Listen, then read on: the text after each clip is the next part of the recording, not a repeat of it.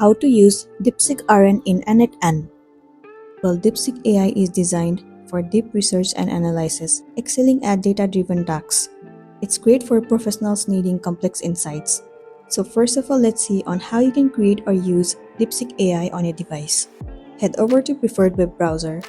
In the source bar, you need to search for olama.com. It will be landing you on its official page. Now what you're going to do is, you need to click on download and then click on download for Windows.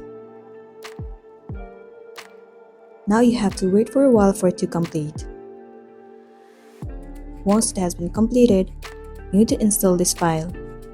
Once the installation is completed, you need to head over to olama.com, enter your login credential and log into your specific account.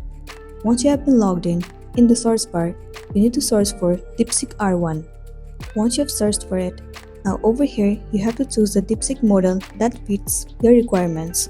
For instance, to download the DeepSeek V2.5 model, use the following commands in your terminal. This command will download the specific model to your local system.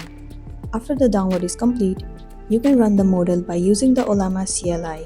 After that, you will be able to use it.